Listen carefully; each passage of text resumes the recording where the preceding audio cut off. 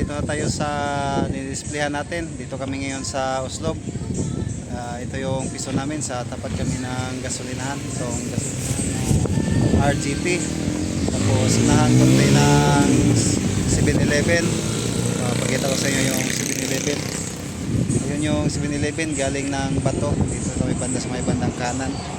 Tapos pag dito naman, ito yung papuntang sentro ng Cebu. Pakita ko pala yung display. Meron kaming slice. Meron kaming 50. Udah 200. Okay na sir. Gawa na rin. May 140, may 120, depende sa size na slice namin. Depende din sa laki ng pinya. Meron kaming tatlo 100. Papakita ko sa inyo yung tatlo 100. So ito yung tatlo 100 namin, tatlo 100. Yan, malalaki na rin siya, marami na rin to pag na-slice. Ito yung slice namin para dito sa aming nakabalot sa plastic. Ito naman yung naka-slice na, saka natanggalan na ng mata at saka yung kanyang subok sa sa gitna. So meron din kami itong ganito kalaki. Retail namin ito nasa 100 pataas, 120 ganon. Meron din kaming 40, may 50, may ganito mga 70, depende sa laki ng aming pinya.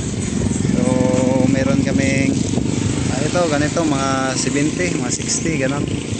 Ito may 100, malaki na rin, may 100.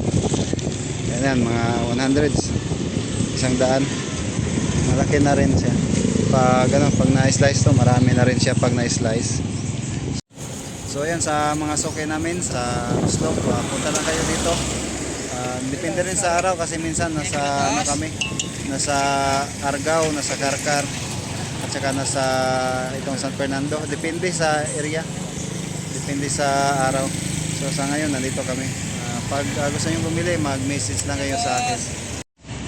So sa kasalukuyan ay meron na kami, may customer na kami. Sa wakas ay nagkakaroon na kami ng kaunti-unting customer. So ito pala yung unit natin, ay maliit lang. Itong orange na unit natin, multi-cab. So ayan, may mga paunti-unti, may dumadating na mga customer namin. So kahit papano ay may na rin kami, may binta. Siyempre. Tubiga kay. Subscribe mong YouTube sir ha. Naway mo YouTube sa kuwan. I-upload naman sa YouTube ha.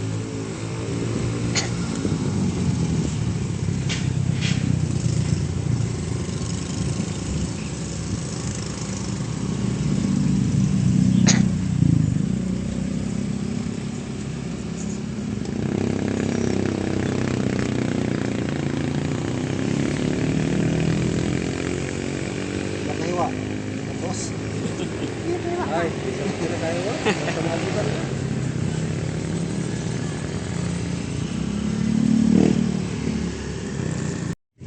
Nahiwa ang pinya pero wala na videoan giyon sa pagsulod. Kaya way makahawid sa cellphone nga nila siya ang resulta pagka umana to nga ang gibuhat. So nagi siya maapil nga ginagmay nga mga mata-mata pero pwede ra siya ni may wakli si Mundila. Nga na siya, mura gyapon siya kwentaha o katong panitan ko ag panit. Merong kuag mata siya. So kini siya direct kan siya nga pagkatrabaho.